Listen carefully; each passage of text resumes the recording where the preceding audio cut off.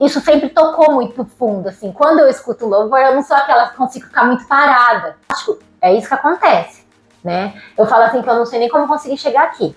O cabelo já caía horrores. Horrores, caía muito. Muitas pessoas, às vezes, morrem, não é do câncer. É porque se entregam. Coisas tão mínimas. E aí chega um momento desse que você vê que nada disso importa. Fala, cristãos, tudo bem com vocês? Sou Adilor Júnior. Esse é mais um episódio do podcast Vida de Cristão. E hoje eu trouxe aqui, para nossa alegria, a primeira mulher do podcast. A Michele está com a gente hoje e ela vai trazer aqui conteúdos maravilhosos, mas eu estou muito feliz, né? Porque é o primeiro podcast com uma mulher. Ela é a esposa do Marcelo Badu, aquele do podcast que a gente gravou, lembra? Foi sequestrado, contou aquela história lá forte. Então, hoje eu trouxe uma pessoa de peso aqui também forte, embora magrinha, toda light aqui, fitness, mas uma história forte, uma história de peso. Fica aí que você vai ouvir, você vai entender por que eu estou falando isso, mas eu vou deixar a Michele contar, é claro. Eu não vou dar... Eu já dei um spoiler, já falei demais aqui, eu vou deixar ela falar. Michele está trabalhando com as Irmãs da Dança na igreja, e eu acho que é um dos ministérios mais bonitos, Michele, dentro da igreja, é a dança. Eu gosto porque é um modo de você adorar a Deus em meio aos seus gestos. Sim. Quando a gente fala obrigado, Senhor, todo mundo ouve, mas e quando você tem que mostrar isso com suas mãos, com seu corpo, sua mente, sua roupa? Eu acho que esse negócio é difícil. Mas, Michele, eu não vou te apresentar, mas eu vou pedir para você se apresentar. Uhum. Você vai se apresentar pro pessoal, falar quem você é, falar o que você faz para as pessoas te conhecerem. Eu tenho certeza que tem muita gente que já te conhece, mas tem gente que não. Sim. E para você que não conhece a Michele, você vai saber agora.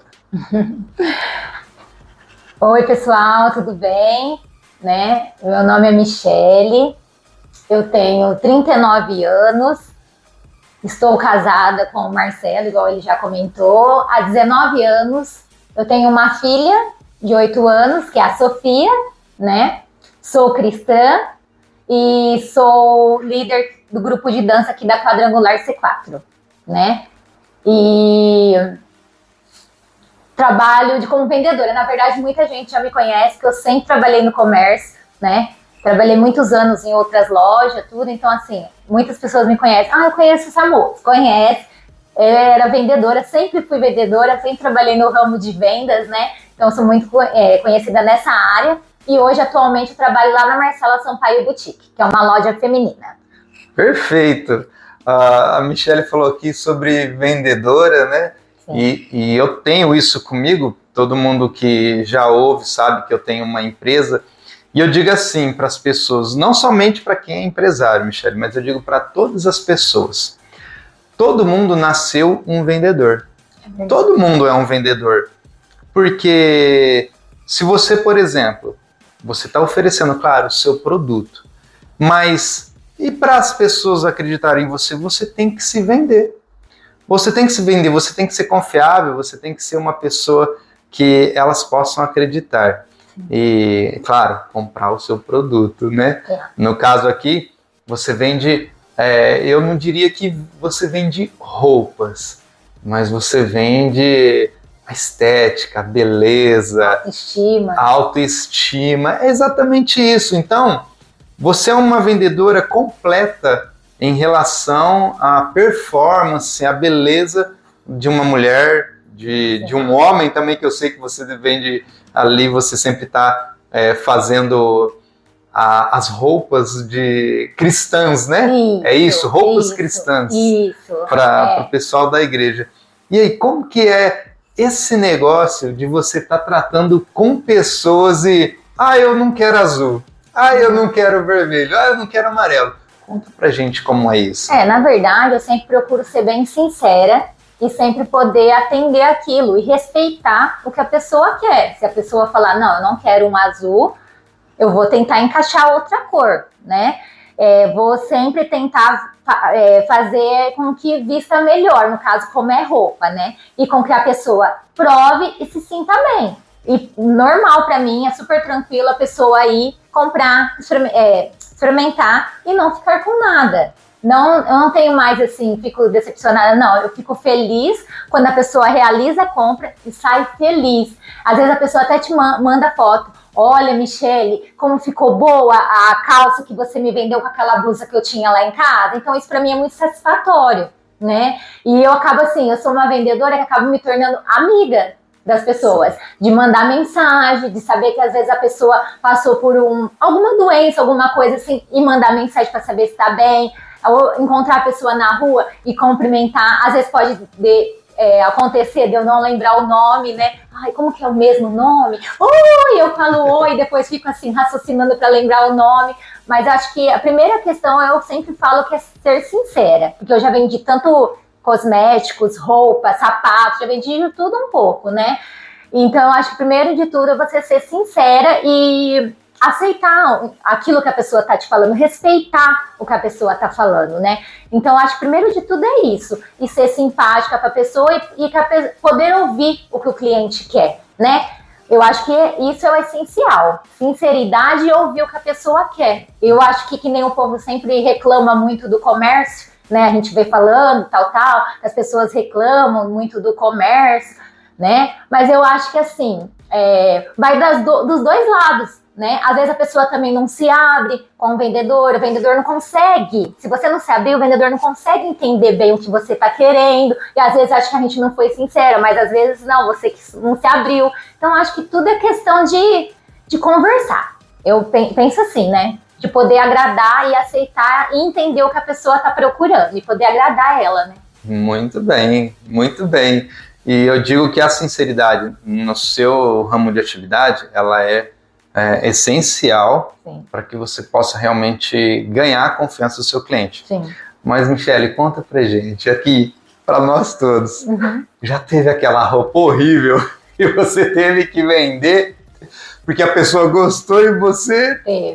Teve que ser sincera, olha, não ficou bom, e mesmo assim a pessoa, eu quero. Sim, com certeza já teve, assim, a pessoa provar e falar, nossa, mas ficou bonito, né? Eu falo, olha, você não quer provar aquele outro modelo para ver como fica no corpo? Ai, mas eu amei, ficou perfeito.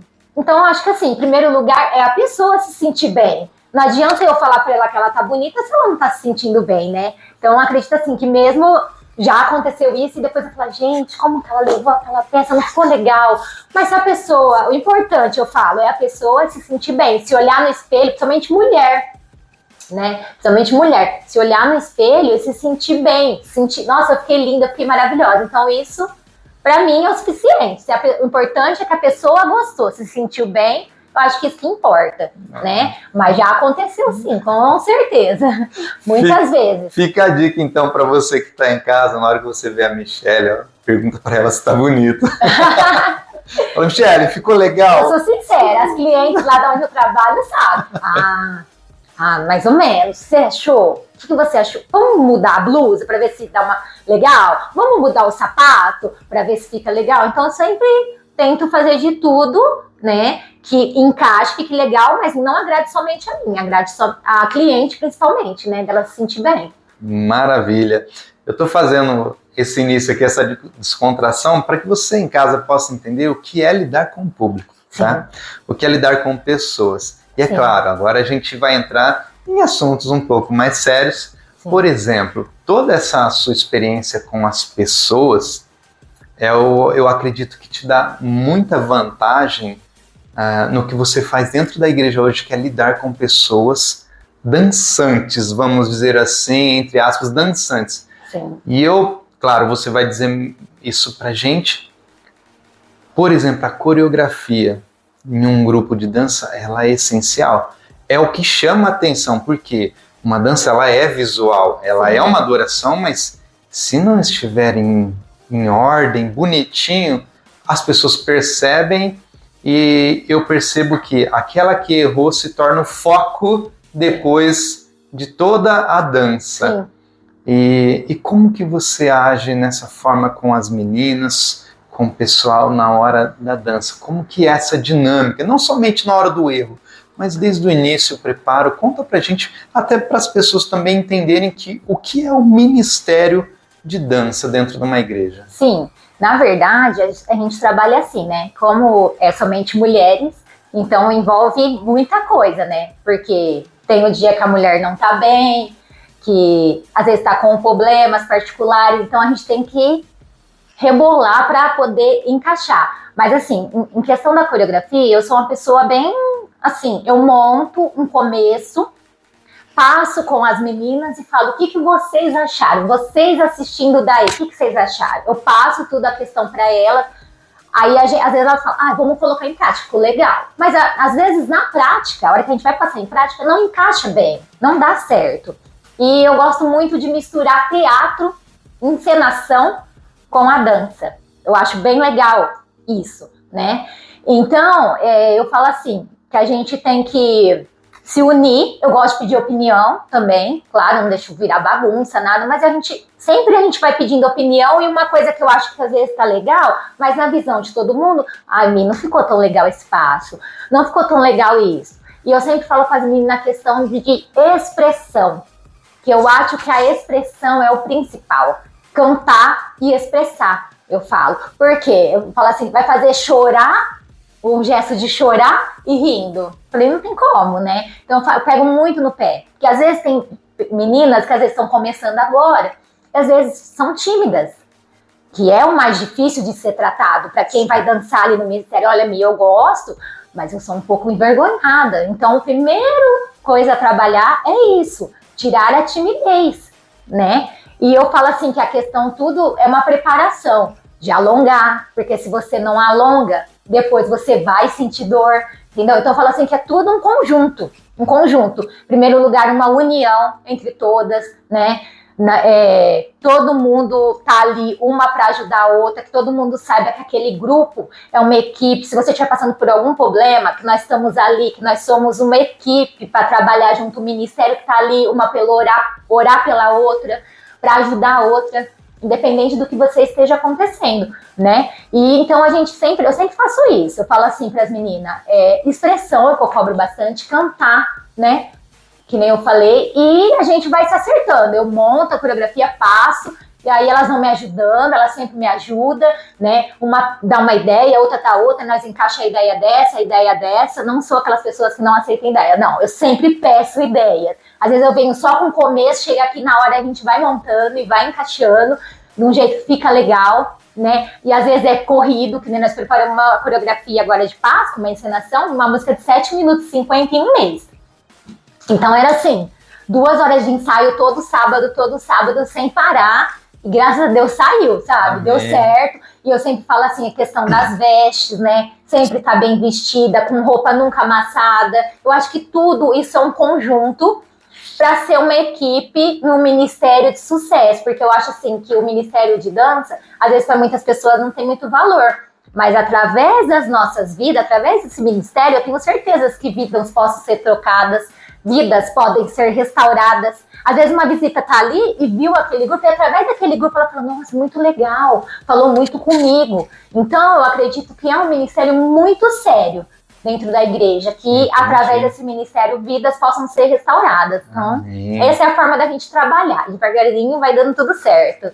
Perfeito. Michele, você falou, tô vendo você falar aí motivada, e aí eu vou te perguntar, por que então o Ministério da Dança? O que te motivou? O que te move? O que te toca? O que é profundidade para você no Ministério da Dança? Então, na verdade, eu já faz muito tempo, né, quando eu era de outra igreja, né, eu já fazia parte do ministério. Fiquei por 10 anos e fiz parte de um ministério lá. Como não era líder, era membro lá do grupo, né? E, na verdade, isso sempre tocou muito fundo, assim. Quando eu escuto louvor, eu não sou aquela que consigo ficar muito parada, né? Então eu falo assim que sempre isso me incomodou muito, sempre me incomodou. Eu nunca ficava parada, eu ficava assim, sabe? Aí eu fazia os gestos, aí a hora que eu via, eu já tava fazendo, aí quando a líder lá na época fez o convite, eu aceitei. E aí eu fui vendo, sabe? Deus me usava muito, me tocava, sabe? Na ministração eu sentia a presença de Deus, é uma coisa assim inexplicável, um temor, sabe? E é muito forte, assim, só você passando assim, que você explica, né? E aí quando eu entrei aqui, aí o grupo ainda estava parado, né? Tava meio parado, a pastora, né, falou, o grupo tá parado, mas nós vamos. Aí nós começamos tudo, e aí eu assumi faz pouco tempo, né, o ministério, a liderança do Ministério de Dança. E aí a pastora falou, não, é você, eu sinto que você tá preparada para isso, tal. Até então não tinha sido líder, não sabia como que ia ser, sim, né? Mas eu falo assim que é o propósito que Deus tem nas nossas vidas. Sim. E se a gente não pegar e tentar, a gente não vai saber se a gente dá conta ou não é verdade? Porque no medo, na hora, bate o medo, bate tudo, porque até então tem uma pessoa acima de você, claro, sempre tem, que é os pastores, mas assim, quando a outra pessoa é líder, né, aí a responsabilidade é menor, não é você que vai resolver questão em geral em tudo, que envolve várias pessoas, né? Então eu acho que assim, você vai sentindo que aquilo é para você, que Deus quer usar você nessa parte, e é isso. E tem um louvor ou uma música que mais te tocou em todos esses anos, que te marcou? De ministração, você fala da dança? Exato. Tem uma que eu fiz com a minha filha, mas agora deixa eu lembrar qual que é. Eu não lembro agora o nome da música. Mas depois eu ponho aqui para o pessoal ouvir. É uma música que a gente fez e quando eu era da outra igreja, e conta o milagre da minha filha. Então eu entro com ela, mas agora me deu branco da música. Faz tempo, faz muito tempo, mas agora me deu branco. Mas depois eu te mando certinho e te falo. Coloco para vocês verem, ouvirem também depois. Isso. A música que tocou a Michele. E nesse ramo que você tá, eu digo ramo, o linguajar da empresa, nesse ministério que você está, tem luta? Muitas lutas mesmo, né? Às vezes, assim, até na questão do ensaio, você marcou o ensaio, tá tudo ok, e aí, às vezes, poucas horas antes, eu não vou poder.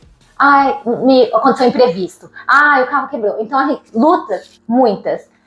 Minhas particulares, claro, né? Porque o inimigo tenta trabalhar de toda forma para aquele ministério não crescer, para aquele ministério não ir para frente, né? E a gente sabe. Peraí, só um pouquinho. Repete de novo essa parte que você falou assim. Quem que é que tá lutando para o ministério não crescer? O inimigo. Ele luta? Luta. Ai, tá vendo? E tem gente, Michele, que tá querendo abandonar o ministério. Fala para essa pessoa aí as lutas que acontecem, Michele. Muitas lutas. E às vezes o ministério não vai para frente por causa disso. A pessoa mal começa as lutas, porque é assim, a partir do momento que você assume o ministério, vai começar as lutas. Você pode ter certeza disso. Nada vai ser fácil, nada. Então você assume uma liderança, começa as lutas. Vários tipos, né? E até em geral, para manter o grupo, porque no começo todo mundo começa animado. Você tem 12, 18. Aí a hora que você vai começar a apresentar, ou vai chegando perto, não vou conseguir. Aí chega no dia do ensaio, hoje eu não posso ir. Então você tem que ir fazendo de um jeito para encaixar, para todo mundo poder entender o quanto esse ministério é importante e o quanto muita coisa que acontece é coisa do inimigo, te desviando para outros caminhos, né? Colocando os empecilhos para você não poder participar, que acontece muito isso. E às vezes a pessoa, logo na primeira, fala, não vou mais participar. Não consegui nesse ensaio, não vou mais participar. Acontece muito. Então a gente tem que ir lá, conversar, mostrar para essa pessoa que não é assim. Que não é porque tá na igreja que não vai ter luta. Pelo contrário. Exatamente. Nós estamos tendo o nosso curso bíblico com a pastora Shirley, toda terça-feira. E nós estamos tratando justamente isso que você está falando, a maturidade cristã. Sim. E na parte empresarial, nós usamos um termo que diz assim, a motivação vai fazer você iniciar. Sim. Tudo é uma motivação. Eu gostei, eu quero. Sim. Mas a disciplina vai fazer você permanecer. Exatamente. E é nesse momento, eu sempre digo isso no podcast e digo aqui hoje também. É nesse momento que eu sigo muito aquilo que Paulo fala sobre o culto racional. Sim. E não o culto emocional. Sim. E a minha vida tem que ser racional. Poxa, eu tenho que fazer.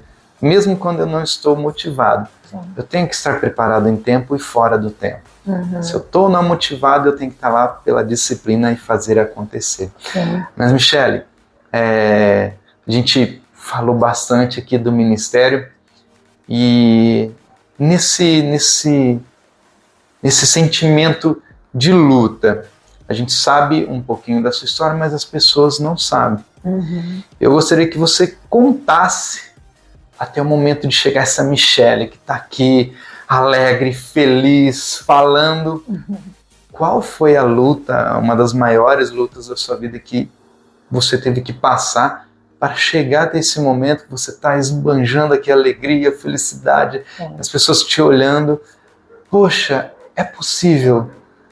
Como aconteceu isso é possível na sua vida? Então, na verdade, como aconteceu isso é possível, pode começar a contar do começo? Pode. Dá. Na verdade, né, em maio de 2022, foi quando tudo começou. Na verdade, assim, em março, a gente teve um culto das mulheres aqui. Na verdade, era no outro salão. A gente teve um culto das mulheres, veio uma ginecologista, né, e ela abriu perguntas, bastante gente fez pergunta, tudo, e ela lá alertou sobre a mulher fazer o autoexame, né. Eu sempre fazia tudo, mas aí eu, né, depois de um tempo que já tinha acabado o culto, fiquei com isso na cabeça, sabe? Parece coisa de Deus, eu falo. Parece? Parece não, é coisa de Deus, né, a gente fala. É um aviso, né? E aí, isso foi em março. Aí passou abril, no comecinho de maio, eu no banho mesmo, fiz o autoexame. E aí eu fiz o autoexame e senti um caroço na mama direita. Duro.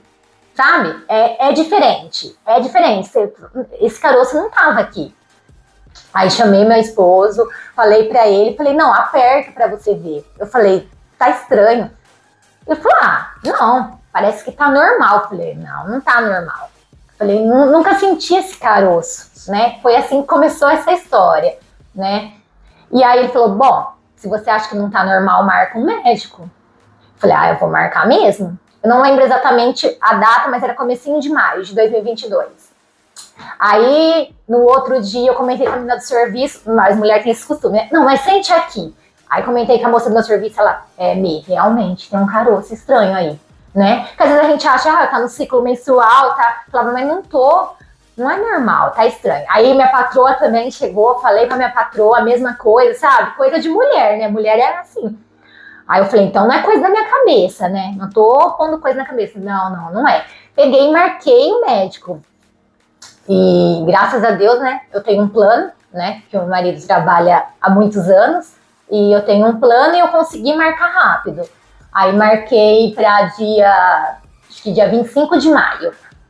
O médico, tudo, fui até no médico, tudo, beleza. Aí ele pediu o exame, ele falou assim, realmente, tal, mas ele falou assim, mas fica tranquila. Ele falou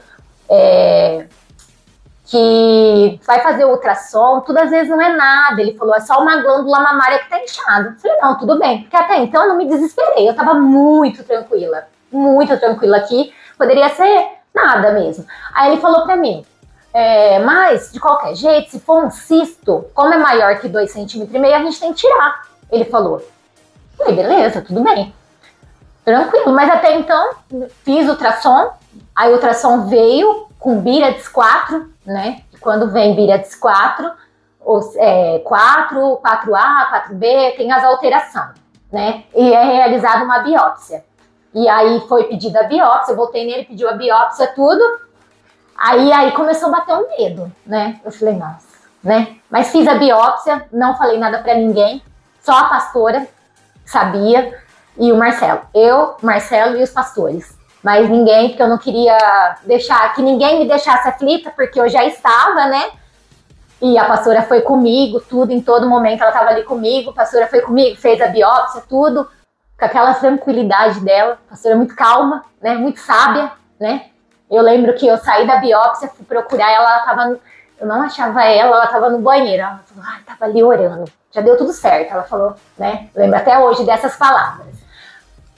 E aí, eu voltei no médico, a biópsia demorou 13 dias para ficar pronto, mais ou menos.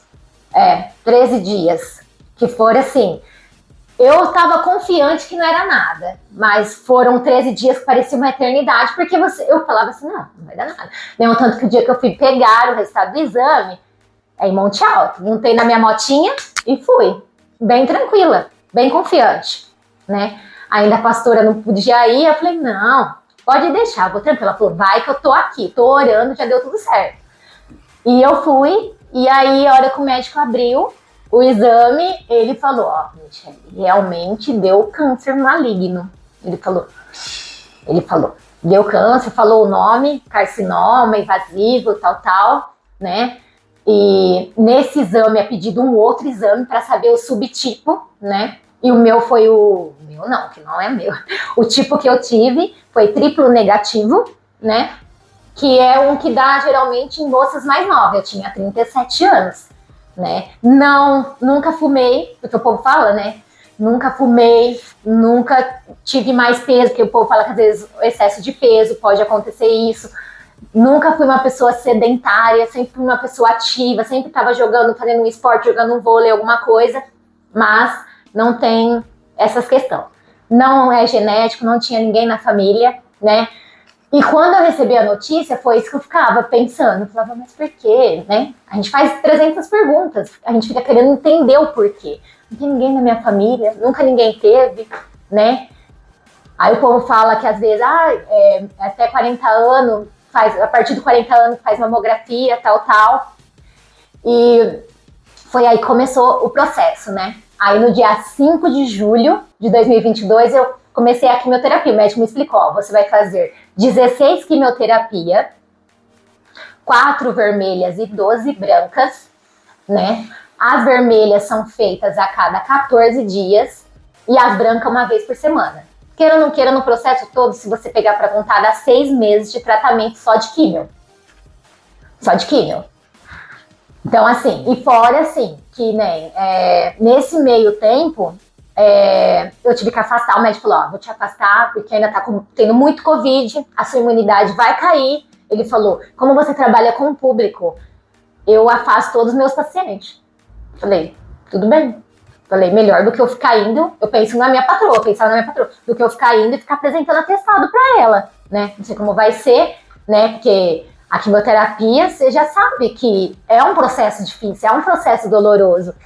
Então, me afastou, deu certo, graças a Deus sempre trabalhei, não tive problema com o INSS, né? Foi tudo, precisei, deu certo, né? Não posso reclamar quanto a isso.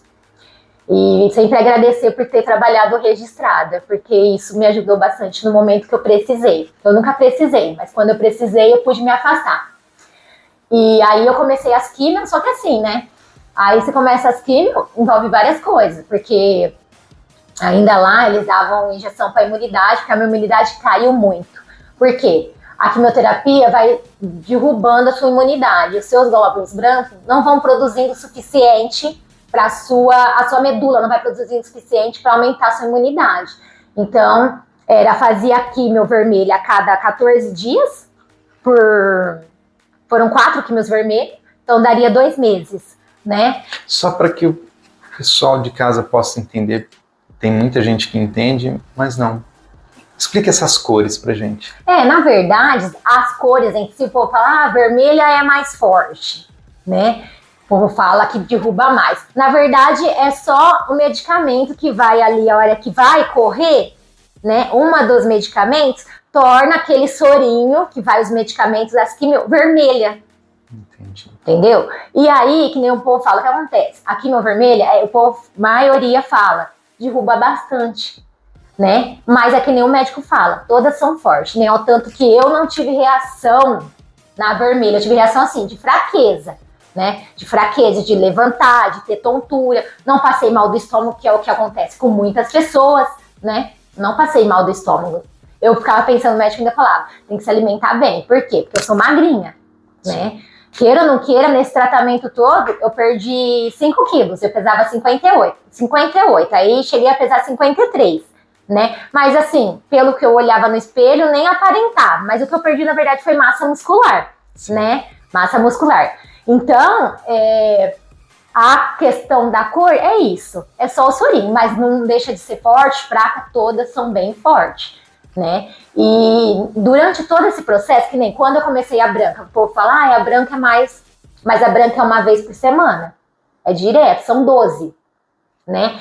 E eu já tive, na primeira branca, já tive reação alérgica, entendeu? Então, assim, eu tava tão preocupada com a vermelha, né? E o que aconteceu? Quando tomei a branca, minha garganta fechou, eu tive reação alérgica, teve que aumentar os corticoides, então é muito corticoide que toma, né? E durante todo esse processo, precisei tomar a bolsa de sangue, porque a minha anemia caiu demais, né? Quando eu comecei minha anemia já tava 10,9, já não tava assim legal. E aí com o tratamento ela foi caindo, mesmo tomando injeção para imunidade, que hoje a medicina tá muito avançada, né? Então eu fazia a quimio vermelha, aí eu tomava 5 injeções de imunidade, né? Pra estar preparada para daqui 14 dias fazer novamente uma nova quimio. A branca, não, era cada uma semana. Eu também tomava a vacina de imunidade, eu não consegui parar da vacina de imunidade porque a minha medula tava devagar, né? E aí eu terminei a minha quimio total, todas elas, que nem era para ter terminado tipo novembro. Acabou estendendo porque quando a sua imunidade está baixa, você vai repetir o exame, você não pode fazer a quimio, né? Então, que nem nesse dia que eu tomei a bolsa de sangue, eu tomei a bolsa de sangue e depois eu fiz a quimio, né? E aí subiu a imunidade, mesmo tomando injeção, tomando a bolsa de sangue, subiu e eu pude fazer a quimio. Então, assim, é um processo longo, é um processo doloroso, né? Nisso tudo eu esqueci de falar também, que assim, minhas veias não aguentaram, né? Porque as minhas veias já eram fininhas. E que nem toda a sessão de quimio que você vai fazer, você tem que fazer exame de sangue, né? Então é exame que nem aquela que eu fiz 12 brancas, era exame de sangue toda semana. Então assim, na segunda quimio que eu fiz, a veia já não aguentou, já ficou assim. O que vai acontecendo? Vai secando. Aí nisso tudo, eu pus um catéter, eu ainda estou com ele, é um catéter interno. Então assim, na segunda a moça já falou, o médico já deu o papel para você vai para o centro cirúrgico, vai ter que passar no vascular para pôr um catéter. Eu nem sabia como que era. Com o médico ia falando para fazer, a gente ia acreditando. Tudo bem, né? Aí nem ao tanto que eu fui pro centro cirúrgico para pôr esse catéter, e aí eu lembro que eu saí, o Marcelo dá alta no mesmo dia pra pôr o catéter. Aí eu falei, tá, e agora? Onde que vai furar? O negócio é por dentro, né? Aí eu falei, como que vai furar agora? Eu achei na minha cabeça, tão assim, a gente não entende, que o catéter ficava uma coisa penduradinha pra fora, e aí era só ir lá e... Aí a moça, a enfermeira, vai furar aí. Eu, aqui? Porque ele é bem aqui, ó. Acho que até pra ver ele fica altinho, né? Aí eu falei, aqui? A moça, mas não dói nada. Falei, não acredito. Acho que eu prefiro na veia. Falei, a moça, não, na veia suas veias não vai aguentar. Suas veias é fina. Aí a gente fica... Mas vai seguindo todos os conselhos do médico. Eu falo que a gente tem que confiar, né? A gente tem que ir num profissional... Tá confiando, eu confiava muito no meu médico. Tudo que ele falava, né? Ele falava, vamos fazer isso, vamos tomar bolsa de sangue? Tá bom, vamos tomar, né? Então, nisso tudo, para a pessoa também ver a importância de doar sangue, né? Porque o quanto é útil. Só abrindo um parênteses, nós, esse final de semana que teve, o grupo de homens da igreja, nós fomos até o Hemocentro doar sangue, pensando dessa maneira como você está falando. Sim. E agora a gente vê a importância de doar sangue. Sim. Mas só abrindo um parênteses aqui para você que está em casa, para você entender como isso é importante na vida de alguém. Sim. E você pôde tomar sangue de alguém que doou. Sim. E foi lá voluntariamente. Sim. Então é importantíssimo. Não somente isso, mas olha tudo que a Michelle está falando. Para você que é mulher, você já deve ter ouvido muito isso. Do autoexame, você se tocar, você Sim. fazer o autoexame em você. Sim. Ainda bem que ela fez. Sim.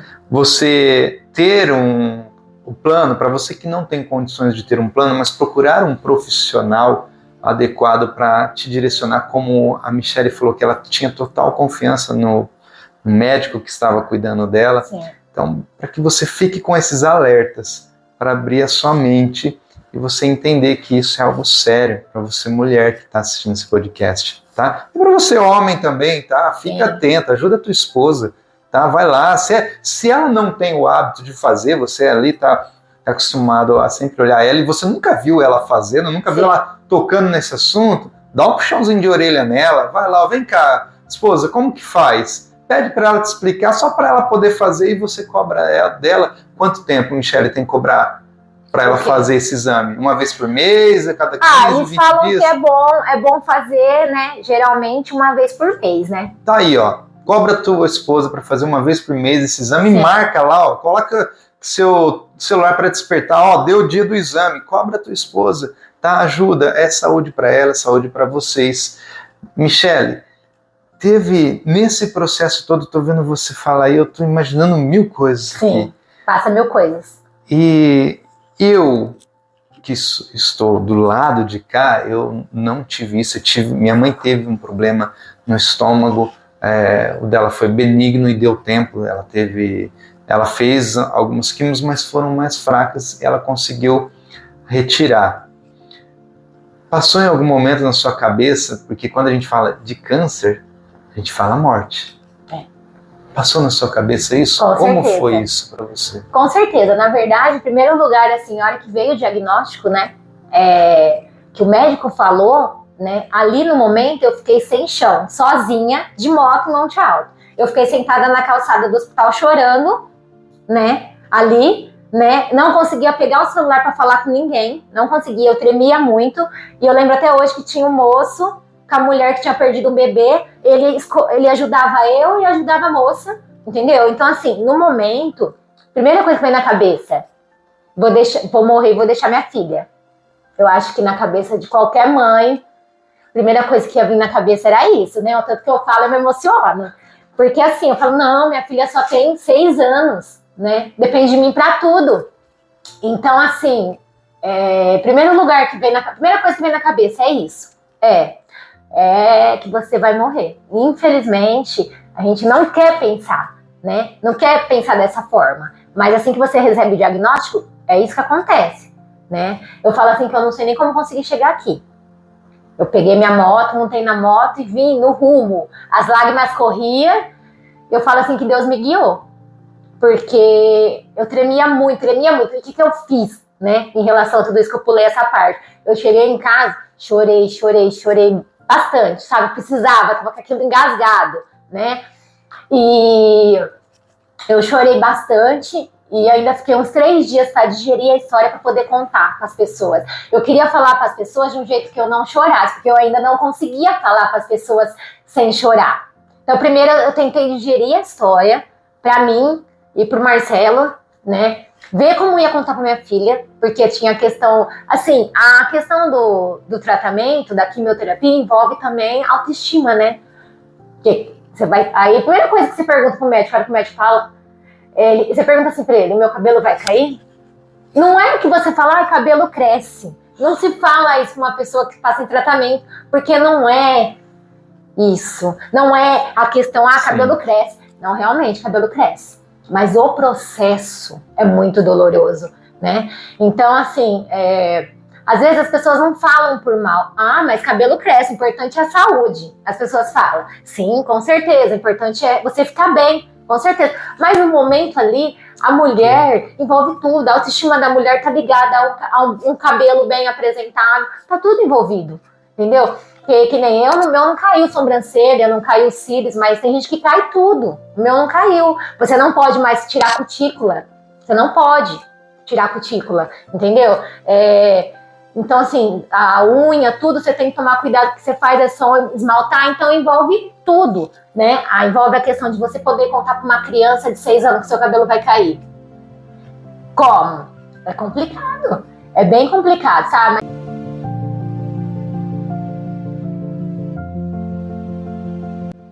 graças a todo mundo, né, que minha sogra é missionária também, né, minha sogra fez campanha, né, primeira, como eu não tenho mãe, minha mãe já é falecida, então a primeira pessoa que a gente foi contar, sem ser os pastores que já ficaram sabendo ali, né, só tava nós sabendo, foi minha patroa, que eu tive que contar pra ela, claro, e os pastores, e nós esperamos 3 dias pra contar pra minha sogra. E minha sogra já entrou em campanha de oração, já chamou as irmãs, que minha sogra é daquelas missionárias mais antigas, né, que gosta de ir em monte, que faz campanha de oração nas casas, né, e já fizeram 3 dias de unção, e foi aí que eu comecei a me erguer, né, porque na verdade no começo, na hora que você recebe o diagnóstico, você fica desesperada, né, e você fica assim, sem saber o que fazer, né, o que vai ser, então você começa a viver um dia de cada vez, né?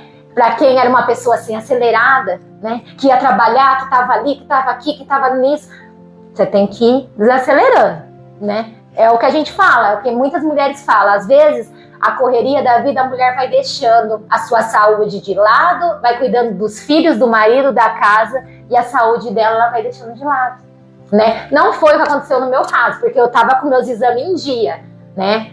O meu eu falo assim que que tinha que ser, né? Tinha que ser.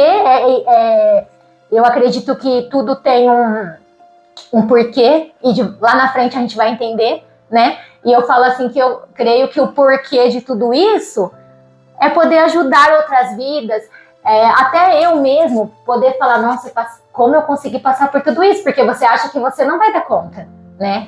Então eu falo assim que a minha preocupação maior, né, foi em questão de pensar que vai morrer. Todo mundo pensa mesmo, infelizmente, a hora que vem esse diagnóstico de um câncer, a primeira coisa que vem na sua cabeça é a morte, e que pensava só na minha filha.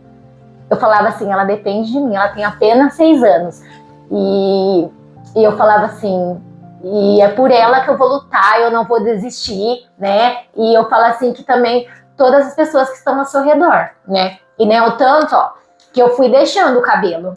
Eu comecei as quimio vermelha, com a segunda quimio que eu fiz, o cabelo já caía horrores, caía muito. Onde eu sentava, assim, meu pai ia me buscar para fazer a quimio, largava o carro dele cheio.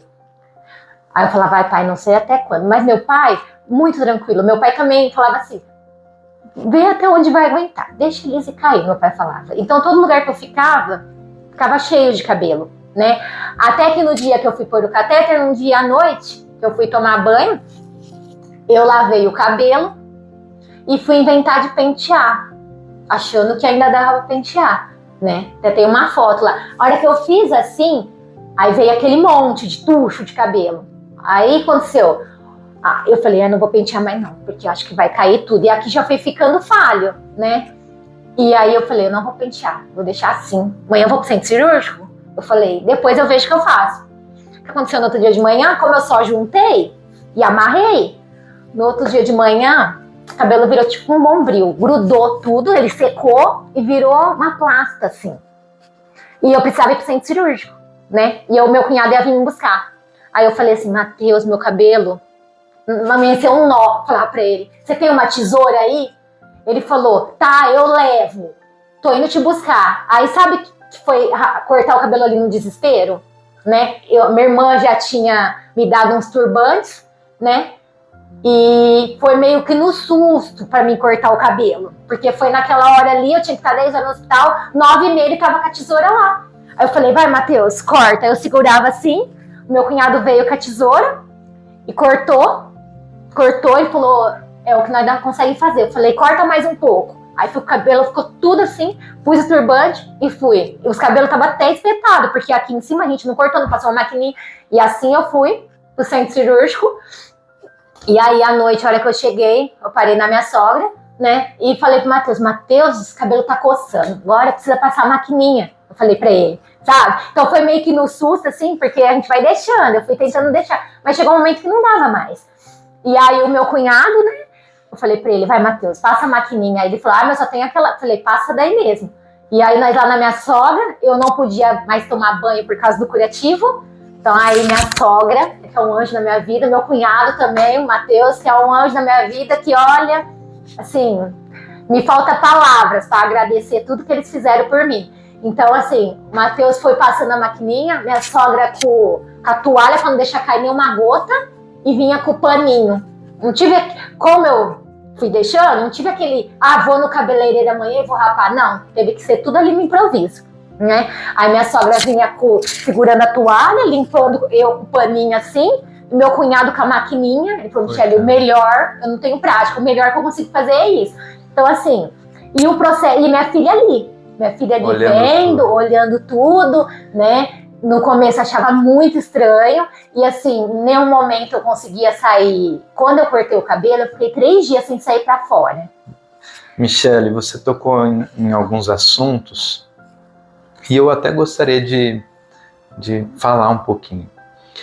A ciência, não sei se você sabe disso, mas a ciência diz que o câncer, assim também como a depressão, o câncer, mas muito mais o câncer, é o entristecimento das células. Sim. É quando as células estão tristes. E você tocou num ponto que faz todo sentido.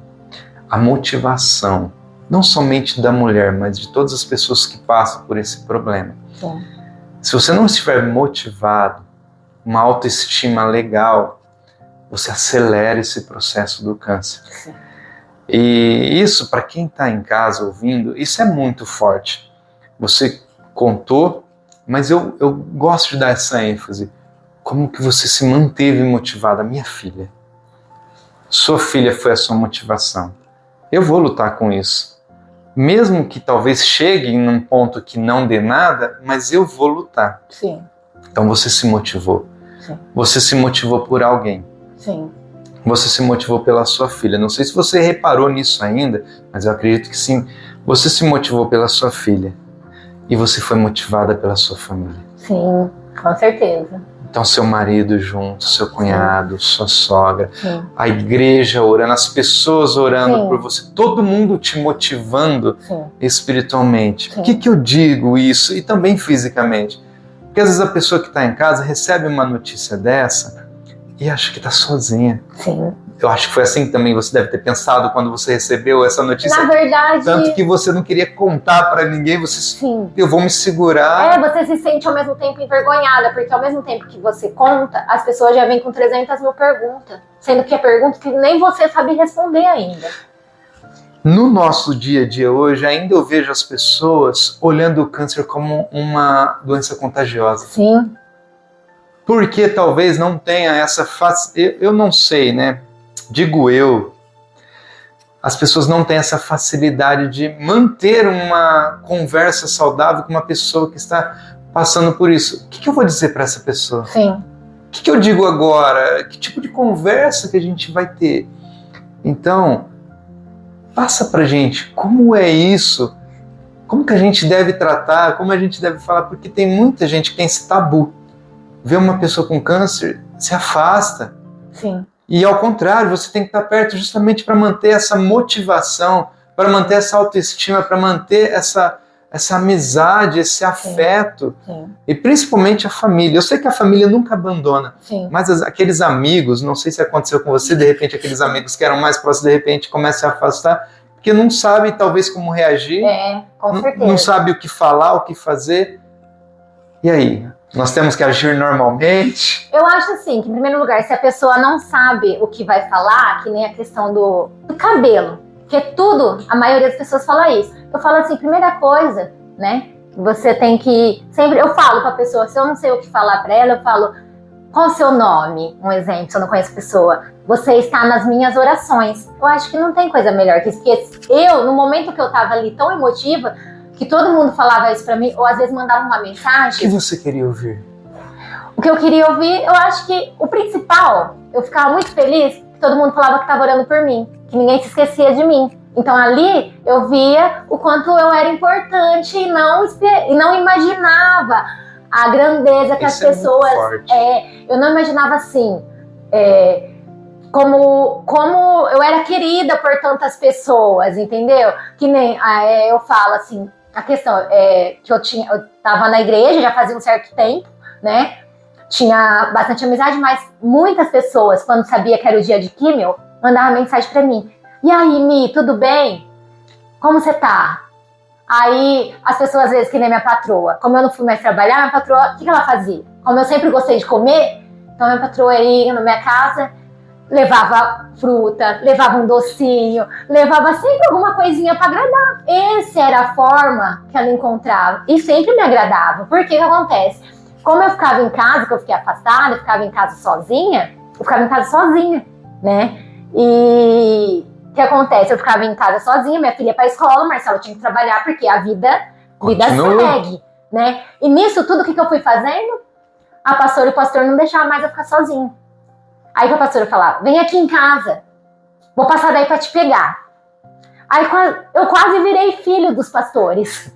Nesses 9 meses que eu fiquei afastada, eu tava assim, praticamente todos os dias na casa dos pastores.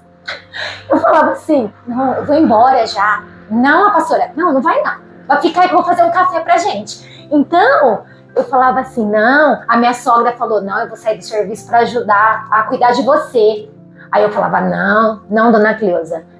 Como que a senhora vai viver? Eu falei, eu não tenho como pagar nada pra senhora. Eu falava, não, Michele, mas você vai precisar da minha ajuda. Você precisa de alguém para te ajudar. Eu falava, não, dona Cleusa, se eu ver que não vai dar conta, a gente vê o que vai fazendo, né? Mas a questão, assim, aí eu comecei a viver onde? A minha sogra saiu um tempo, né, pra ficar comigo, mas ela falou, mas você tá se virando tão bem, né?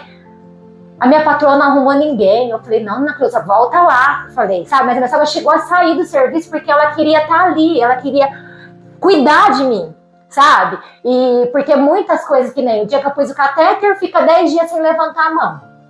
Os braços, você não pode levantar os braços mais que isso aqui. Entendeu? Então, aí se você faz aqui, você fica fraca. Entendeu? Então, é assim, não é que você quer ser dependente, é que você fica fraca mesmo.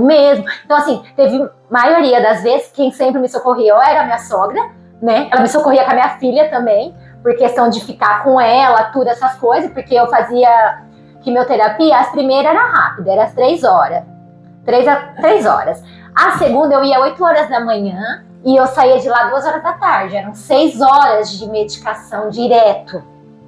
E aí eu falava pra pastora, eu tava conversando às vezes com ela, falava, tá tudo bem, aí era o tempo todo, assim, eu falo assim, que a preocupação das pessoas se importar com você, sabe, é muito assim. Então, eu chegava pra fazer quimio, eu tinha várias mensagens no celular. O povo perguntando, Mi, tá tudo bem? Mi, não sei o quê, porque eu podia levar um acompanhante. Mas eu falava assim, gente, não precisa, porque chegar lá, eles dão o medicamento e eu vou lá em Narnia. Eu falava assim, eu vou lá, né? Eu falava, porque é muito, como fala? Antialérgico. Então, você fica grogue de medicamento. Então, eu falava, gente, não precisa. Eu falava, não tem necessidade, pode deixar que eu vou, né? Então, meu marido me levava de manhã e meu pai me buscava à tarde. Mas tinha vez que eu falava coisa com coisa, aí eu falava, a pastora mandava mensagem, tudo bem, tá. Eu falava, agora eu já tô ficando. Eu falava pra ela, tô indo pra Narnia. Eu falava pra ela, depois nós voltamos a conversar, porque eu já não lembrava de mais nada, né? E eu falo assim que a questão da família, do seu apoio ali, de todos que estão ao seu redor, você vê que tem pessoas se importando com você, entendeu? Que estão dispostas a te ajudar. E que nem eu falo assim, eu morei praticamente na casa dos pastores. Eu ia pra lá de manhã e ficava lá o dia inteiro, ocupada.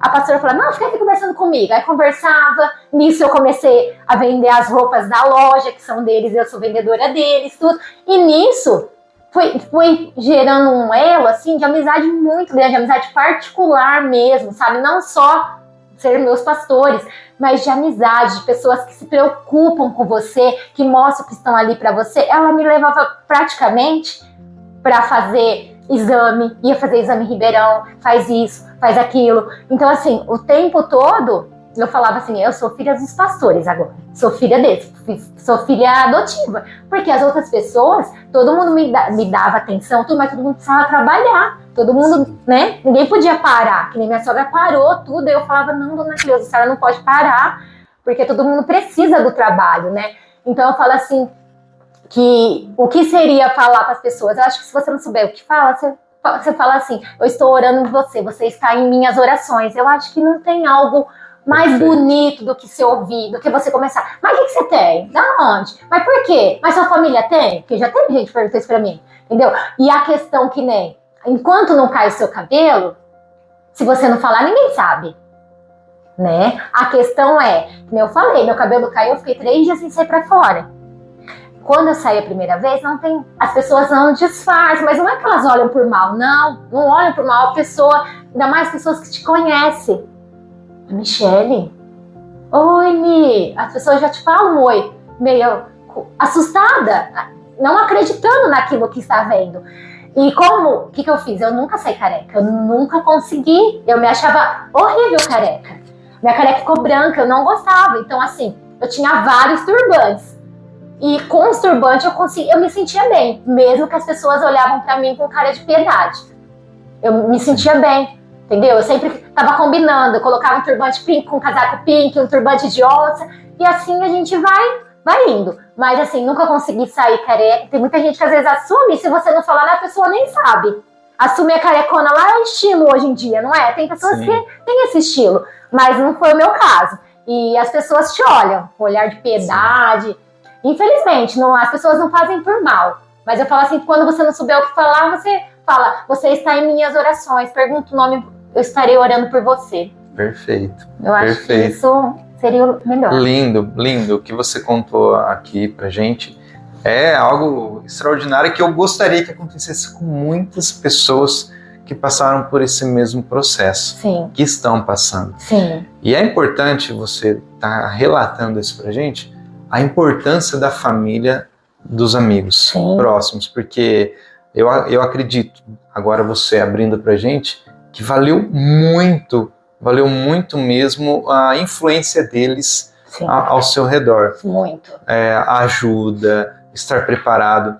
A gente tem aprendido muito sobre os personagens bíblicos, né? E até teve um ensinamento da pastora sobre esses dias sobre Lázaro, Marta e Maria. Lázaro, aquele amigão de Jesus, próximo, né?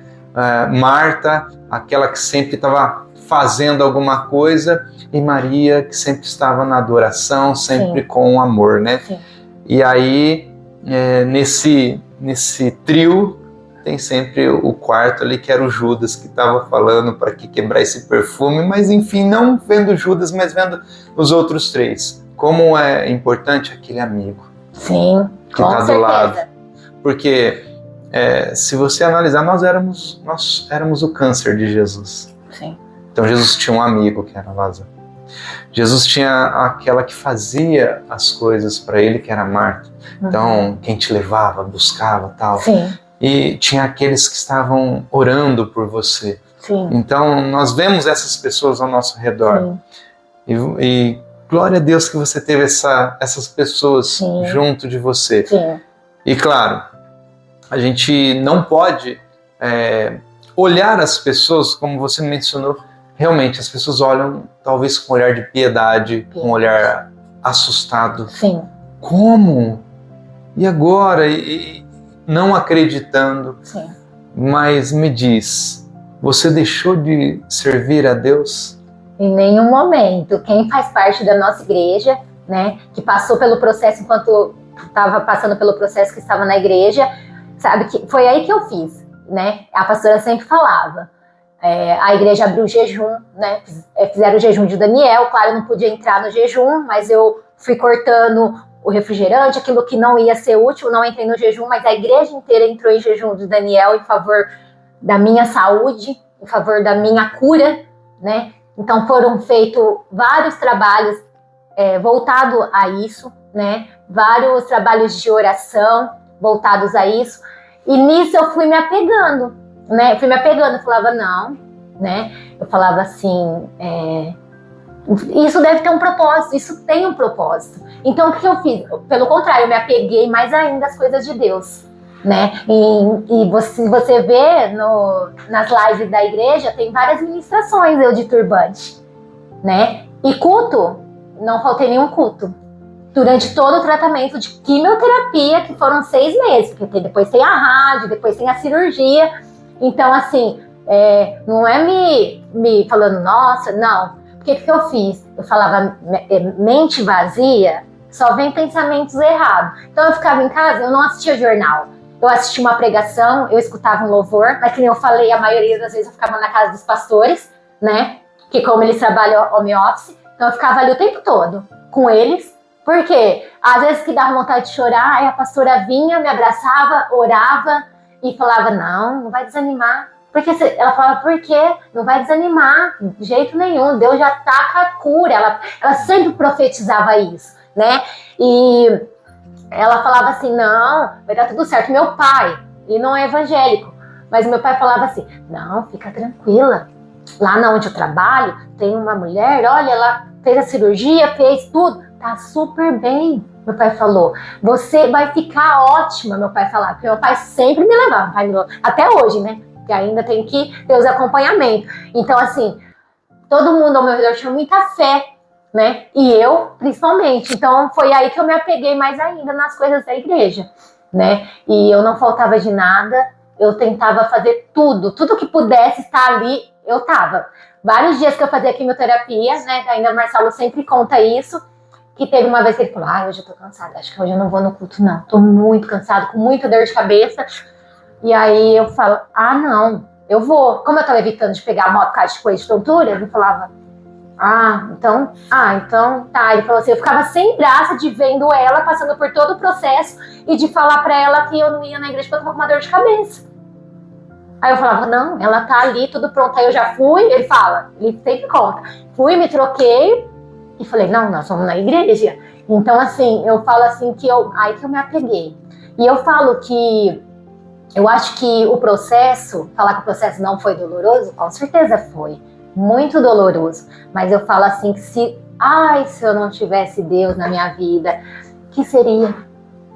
Sim. Sabe por quê? O nosso psicológico, a nossa mente, os pensamentos errados vêm a todo momento.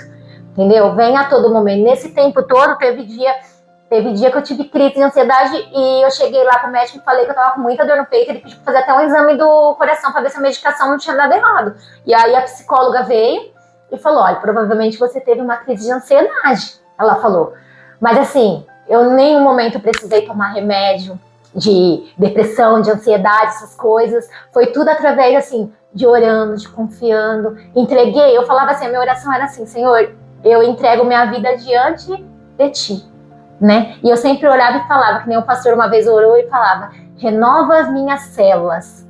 Eu falava, renova minhas células. Então eu sempre falo, até hoje eu oro, sabe? E eu sempre falo isso, que eu lembro da primeira oração que quando o pastor fez pra mim, né? Quando o pastor contou pra toda a igreja toda, e o pastor falou, renova as células, né? A gente sempre repreendendo, né?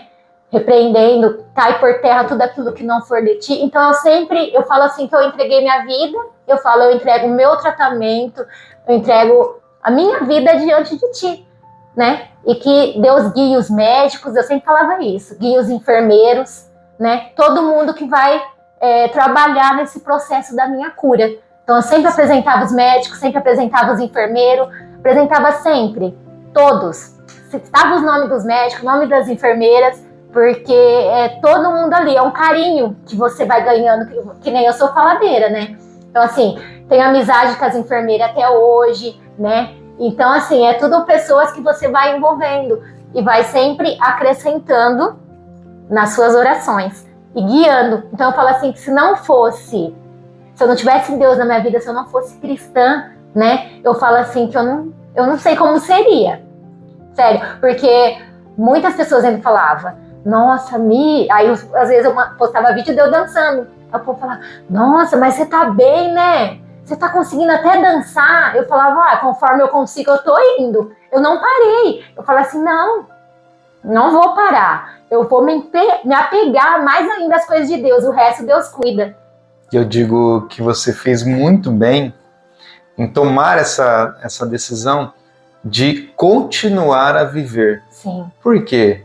Porque o que o inimigo esperava era ao contrário. Sim. O que o inimigo esperava, nessa fala que você disse, nossa, você está conseguindo dançar? Sim. E você fazendo algumas coisas, o inimigo queria ao contrário. Realmente, ela está mal. Sim. Realmente ela não consegue. Sim. Olha só, ela não consegue mais. Porque isso é o que a maioria da humanidade vê e pensa. Até por conta da mídia que coloca isso diante de nós. Sim. Mas, Michele, que testemunho incrível. É. Eu sei que tem muita coisa Sim. para você contar. Eu não vou deixar você falar mais. Não, vou deixar assim. Mas o nosso podcast, ele poderia ter umas 200 horas, né? Para contar bastante coisa. Verdade. Mas, Michele, fala pra gente, para as pessoas que estão em casa, qual foi os pontos cruciais para você permanecer, que você passou por tudo isso e você falou, olha, nesse dia aconteceu isso e me deu uma injeção de ânimo. Olha, nesse outro dia aqui, eu estava desanimado, ataque de pânico, alguma coisa, e eu tive também essa injeção de ânimo e continuei.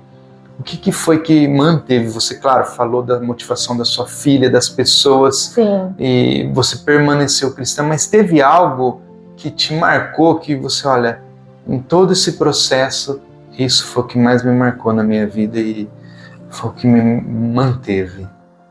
Eu acho que o principal mesmo que fez me motivar é a minha filha, né? Eu falo que é minha filha, assim. E eu falo assim, que nem nesse dia que eu achava que tava com muita dor no peito, tal, e a moça falou, a psicóloga, fui lá, fiz o exame do coração, deu que não era nada. Aí ela falou que era ansiedade. Eu falei, não, ansiedade não vai tomar conta, porque é o que o médico falou uma vez pra mim. O dia que ele me mostrou a sala da quimioterapia, que eu comecei a chorar, ele falou assim, fica tranquila, vai dar tudo certo. Ele falou, mas em primeiro lugar, ele falou pra mim, em primeiro lugar é sua fé. Ele falou pra mim, eu nem sei, nunca perguntei se ele tem religião, mas ele falou assim, em primeiro lugar é sua fé. Porque ele falou o que acontece, muitas pessoas às vezes morrem, não é do câncer, é porque se entregam. Aí disso gera outra doença, gera uma depressão. Ele falou, então, em primeiro lugar, fé. Ele falou, esse lugar parece assustador, mas é aqui que você vai receber sua cura. Ele falou, claro, e de Deus, né? Claro que eu falo assim, que em primeiro lugar a gente tem que acreditar, né? E crer naquilo que a gente vive, né? E eu falo assim que o principal de tudo pra mim foi ter Deus. Eu falo assim, que sim, meu pai falava, né? Meu pai falava, ainda bem que você vai na igreja, né, filha? Ele falava, ainda bem. Porque os outros mandavam mensagem, perguntava, ouvia vídeo, que nem eu falei, né? Não era nem me gabando, o povo, né? Às vezes tem gente que pode achar, ela tá se gabando, querendo te mostrar que tem câncer e pode viver uma vida normal. Mas eu tentei viver a minha vida da melhor maneira. Mas é que nem eu falo, me envolvi nas coisas de Deus. Eu falei, vou entregar os meus problemas para Deus, que Deus cuida. Da minha vida, Deus cuida. Né? Eu vou me entregar, vou fazer a obra de Deus. E que nem eu falei, fui me apegando, né? Assim, momentos marcantes, teve vários, né? Mas assim, eu acho que a motivação maior, né, é a filha mesmo, a questão da tua filha ali, né? A questão de você falar, não, eu vou seguir, eu vou lutar, porque eu tenho ela que depende de mim. E eu sempre, eu entreguei, falava, Deus, vou fazer a tua obra da minha vida, das minhas coisas, o Senhor vai cuidar da minha casa, da minha saúde, né? Então foi isso que eu fui trabalhando, sabe? Eu tentava ocupar a minha cabeça, porque é que nem a gente fala, a mente vazia, oficina do diabo, e é isso, entendeu? Então assim, eu sou uma pessoa faladeira, tudo, mas eu nunca me deixei me levar para os pensamentos errados. Quando os pensamentos errados vêm, eu já oro, eu já repreendo. Eu falo, não, Senhor, eu não aceito isso. Isso não é de ti. Então eu repreendo todo assim, sentimento errado, todo aquele sentimento de depressão, de angústia, né? Eu sempre repreendi, eu sempre falava isso. Eu falava assim, eu repreendo tudo isso que não é de ti, Senhor. Eu não aceito isso para minha vida. Então, o que eu fiz? Vamos ocupar a mente, mas vamos ocupar a mente com as coisas de Deus. Sim. Né? Então eu fui me envolvendo, eu sou envolvida até hoje, mas assim, durante o tratamento, em nenhum momento eu deixei de desanimar, sempre estava envolvida.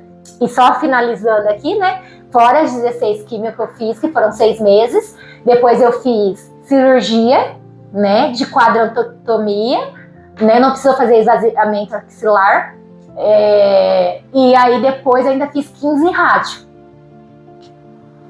15 rádio. Aí a rádio é sequencial, é todos os dias. Mas a rádio perto daqui é bem mais tranquila, né? Assim, bem mais tranquila porque é 5 minutos, mas é irradiação. Mas é como uma prevenção, né? A rádio funciona como uma prevenção. Porque se caso tiver algum nódulozinho ali, alguma metástasezinha pequena ali, com a irradiação, com a rádio, você consegue matar. Que às vezes não consegue ver nem em exame, né? E eu finalizei o tratamento total em abril do ano passado, de 2023, né? E continuo fazendo, claro, o acompanhamento. Ainda estou de catéter, que ele pede para ficar com catéter na faixa de 2 anos. Então, provavelmente agora em agosto eu vou tirar, né? Então, assim, o que eu falo para as pessoas em geral é que, independente do que aconteça na sua vida, né? Que você crendo em Deus, você ter fé, né? Eu falo assim que é onde te dá força, é onde você tira forças da onde você não tem para passar por todo esse processo, que não é um processo fácil, né? Mas eu falo assim que a fé, a oração, a comunhão com seus irmãos, com a sua família, você vê ali o tanto que você é querida por todos, né? Eu acho que isso ajuda muito, e é isso que vai te fortalecendo para você passar por um processo como esse, né? É o que eu falo, e eu falo para as mulheres em especiais, né? Para as mulheres desacelerar, você aí que está acelerada, que só pensa em cuidar da casa, dos filhos, para um minutinho, dê uma atenção ao seu corpo, se toque, vá no ginecologista. Nossa, às vezes você conversa com mulher que fala, nossa, faz 3 anos que eu não faço mamografia. Não pode, porque esse é um exame de prevenção, né? Fora o seu autoexame, porque muitas mulheres que eu conheço que passou por isso, foi no autoexame que descobriu. Sim. Foi a própria pessoa, porque já conhece o seu corpo. Então já viu que aquilo ali não estava normal, entendeu? Então, fora isso, a mulher não deixar o seu exame, ter o seu exame ali em dia, né? Seu ultrassom, sua mamografia, seu exame ginecológico, né? E às vezes, que nem eu, não faço mamografia ainda. Nunca tinha feito, nunca fiz ainda mamografia, só ultrassom. Então, quer dizer, quando você ia no médico, só o médico fazia só o teu autoexame dele ali. Não tinha necessidade de fazer ultrassom. Mas aí você conversa com mulheres que faz 3 anos que eu não faço. Então, assim, não deixa. Porque quanto mais cedo ser descoberto, as chances são enormes, né? Graças a Deus, hoje eu faço acompanhamento, né? Lógico, sou uma paciente oncológica, né? Você é considerada curada de um câncer de mama após 5 anos, né? Mas claro que eu já me considero curada. Amém. Claro que eu já sou um milagre, eu falo, porque nesse tempo todo eu perdi muitas pessoas que estavam passando por tratamento, eu vivi muita coisa, né? Eu vi pessoas que começaram e não conseguiram terminar o tratamento. E isso é diariamente, né? Diariamente você escuta falar. Então, eu creio que se eu passei por isso, se Deus permitiu passar por isso, é porque eu tenho um propósito, né? Ele tem um propósito na minha vida, né? E a gente vai enxergar. Hoje eu já estou enxergando, né? E sem querer o povo falava assim pra mim, nossa, Mi, eu vejo você lá na frente dançando. Eu falo assim, o que eu tô reclamando mesmo? Que eu penso 2 vezes antes de reclamar. As pessoas falavam isso pra mim, aí eu falava assim, que bom, eu falava. Por quê? Porque às vezes tem pessoas que reclamam de tudo, de pouca coisa, de pequenas coisas, e a partir do momento que você passa por esse processo, você começa a falar, você começa a ver e falar, nossa, eu reclamava daquilo ali, numa chave que caiu, da chave que eu perdi, de coisas tão mínimas, e aí chega um momento desse que você vê que nada disso importa. Eu acho que você começa a falar, não, se eu tiver saúde, o resto eu corro atrás, né? E aí nesse momento você para e começa a observar, que nem hoje, eu só agradeço pela minha saúde. Eu acho que é o principal. Então hoje eu enxergo, a gente passa a enxergar a vida de outras maneiras. Então às vezes quando eu sento perto de alguém começa a reclamar, eu fico só ouvindo, eu falo, essa pessoa não sabe nem o que tá falando, né? Reclamando disso, sabe? Não sabe o que tá reclamando, sabe?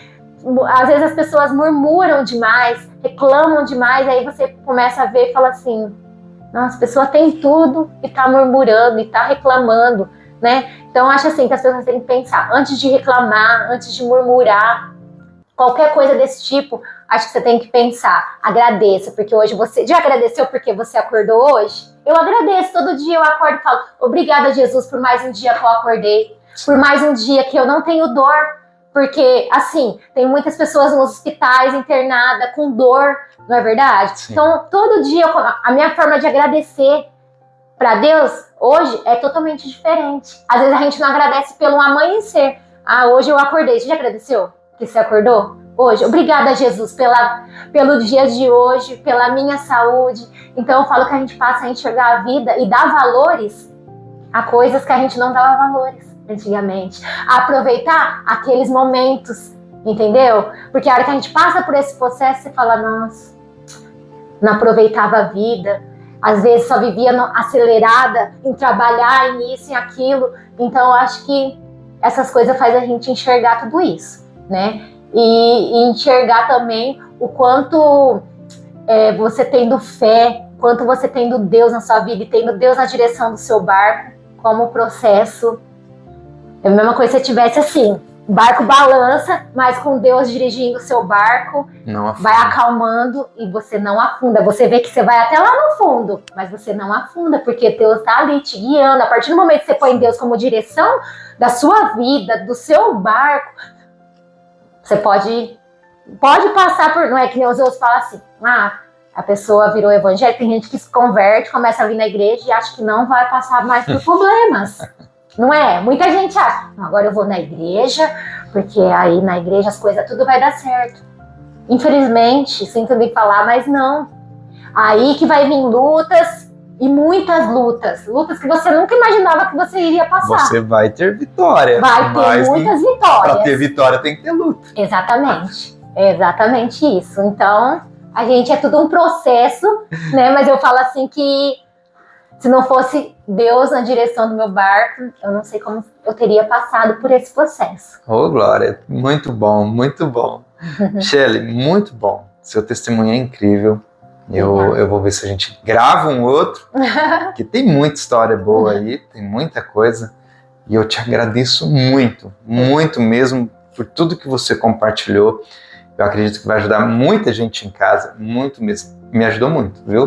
Eu tenho uma visão agora totalmente diferente sobre essas circunstâncias, sobre as pessoas, o quanto nós somos importantes na vida de pessoas que passam por esses momentos. E claro, se um dia for com a gente, eu também vou querer tudo isso que você teve.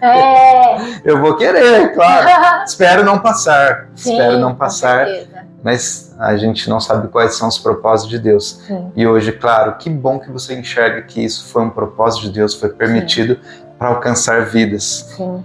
Você aí, com certeza, foi alcançado, como eu também fui alcançado. Eu peço que realmente Deus esteja usando a sua vida, a sua história, para abençoar e despertar outras pessoas, não somente para a realidade, mas realmente para isso que você falou, para gratidão, para graça, para misericórdia de um dia ter acordado mais uma vez, amanhã, o respirar, a saúde. Quantas pessoas que você deve ter visto lá no hospital, como você falou, começou junto com você e você já viu talvez ali na 6ª sessão, na 7ª sessão, cadê? Parou. Já não tá mais, não vai continuar da 5ª ou da 6ª sessão ali, você, poxa, e você ali motivada, continuando, até me arrepia falar isso, porque deve ser muito triste você ver pessoas começando com você e de repente não tá mais na caminhada, não tá mais na cadeira do lado. Gente, isso é muito forte, isso é não somente forte, mas é muito triste. Então, se você pode ajudar uma pessoa passando não somente por esse tipo de situação, mas por qualquer outro tipo, uma depressão, uma dor, uma angústia, um parente que está ruim, ajuda, fortaleça, esteja lá, manda mensagem, esteja perto. Mostra para ela que ela não está sozinha. Isso é importante. É uma das lições que eu tirei aqui, eu acredito que eu vou levar para o resto da minha vida. Eu não estou sozinho, e eu não posso deixar as pessoas sozinhas. Sim, E claro, dentro da igreja isso fica muito mais fácil. Com certeza. Dentro da igreja, pelo que a gente já tem visto aqui em todas as pessoas que ele traz no podcast, com a igreja, com a comunidade, com as pessoas envolvidas ali, é muito mais fácil. Você nunca vai estar sozinho. Não. Aprenda a pedir ajuda. Exatamente. Aprenda a depender das pessoas. Sim. Depender, eu não digo que é feio, eu dependo de muita gente. Eu digo, não somente como empresário, mas como pessoa, eu dependo de muita gente. E eu não tenho vergonha nenhuma de falar que eu preciso de ajuda das pessoas. Eu preciso, e quando eu consigo, eu também ajudo. Sim. Eu estou ali para ajudar. Sim. Michele, muito obrigado. Mas Obrigado por estar aqui, por ter aceitado o convite. O Marcelo depois vai estar assistindo. E aí ele vai comentar alguma coisa comigo, a gente vai passar. Eu queria que você deixasse. Claro, você deixou já um recado para as pessoas, mas eu gostaria que você deixasse uma mensagem para aquele que está em casa assistindo, para aquele que ainda não é cristão e está ali se perguntando, eu vou, não vou, como que é? E depois que você deixar esse recado para as pessoas que não são cristãs, você deixar também o endereço da igreja, convidar para as pessoas estarem vindo, conhecer os dias de reuniões, os dias de culto, para conhecer a Michele pessoalmente e estar aqui vendo você dançar, você adorar, glorificando, ouvindo, vendo quem são esses pastores que te acolheram, conhecendo o trabalho da igreja. Pode falar, fica à vontade. Bom, a mensagem que eu quero deixar para você que está aí na sua casa, que sentiu no coração, né? Eu falo assim que você ainda não conhece esse Deus, né? Eu acho que você está perdendo tempo, né? Porque é Ele que transforma, é Ele que restaura, né? E Ele também, que nem eu falei, que te faz passar pelo processo, né? Pelos processos dolorosos, difíceis da vida, porque lutas tem em todo lugar. Mas com Deus na direção do barco, tudo é mais fácil, com certeza. É esse o recado que eu quero deixar, né? E para você que não conhece, né? A nossa igreja é aqui na Rua São João, no Distrito Industrial, número 3091, Coab 4, né? Que é aqui no Distrito da Arca, tudo, né? Dos distritos das empresas. Os nossos cultos são de quarta-feira às 20 horas e de domingo às 19 horas. E também, uma vez por mês, temos culto de mulheres, culto de homens e também temos culto de jovens 2 vezes por mês também. Então, estão todos convidados, né? Perfeito. E convidados a conhecer também, né, eu, os pastores, né? Pastora Simone, pastor Paulo André, que realmente foram e são bênçãos na minha vida e de todos aqui da igreja e no meu particular também, né? Não só como pastores, mas em particular como pessoa, como amizade mesmo, que a gente construiu uma amizade, uma coisa bem bonita, uma amizade bem bonita mesmo. Então, uma consideração muito grande, né? E também gostaria de agradecer, né, pelo convite, claro, e também gostaria de agradecer a todos que me ajudaram nessa etapa, né? Algum nome que às vezes não citei, o meu pai, meu marido, claro, que sempre estavam ali nos corres comigo, né? Os pastores, claro, a minha sogra, né? Que em todo momento estava em oração, em jejum também, minha vida, né? O meu cunhado, o Matheus, minha cunhada Seide, minha cunhada Cristina, todos estavam ali sempre me ajudando, cada um do seu jeito, né? Em questão de cuidar de casa, de tudo. Então eu gostaria de agradecer em geral a toda a família, meu irmão, minha irmã também, que sempre me ajudaram, a todos que mandaram mensagem, que eu falo que às vezes a pessoa não sabe o que mandar, mas toda a mensagem que eu recebi ali, eu guardo até hoje no meu coração, é que nem você falou. Em todo momento, você vê o quanto você é importante. E aí você não imagina a grandeza de como as pessoas se importam com você. Então isso é muito legal. É muito, mexe muito com a pessoa, assim, trata muito, né? Muito bem, muito bem. Pessoal, bom, é isso, tá? A Michele deixou aqui um pouquinho da história dela. Se você quiser saber um pouquinho mais da Michele sobre essa história, se ela tiver afim também de conversar contigo, e ela vai conversar bastante. Michele, como as pessoas te acham na rede social? Se quiser te deixar uma mensagem. Claro, é Lins1676.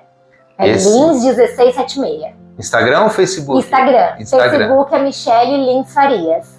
Perfeito. Tá aí, você pode então acessar lá. Sim. Começa a seguir a Michele, adiciona a Michele como amigo, e também quem estiver passando pelo processo, que às vezes está se sentindo sozinha, quer tirar alguma dúvida, eu estou à disposição, né? Você pode me chamar nas minhas redes sociais, te passo o meu Instagram, pode me chamar que eu vou estar ali para a gente trocar ideias, para uma acalmar a outra, porque isso ajuda muito. Perfeito, isso foi agora para fechar com chave de ouro, perfeito. Tá aí, você que está assistindo, tá com dúvida, alguma coisa, ou quer, de repente, um conselho, sim, escreve lá para a Michele, tá? Escreve para a Michele, ela vai te dar uma força. Isso. Bom, pessoal, é isso. Michele, obrigado. Imagina, eu que agradeço. Obrigado, Deus abençoe sua vida. Amém.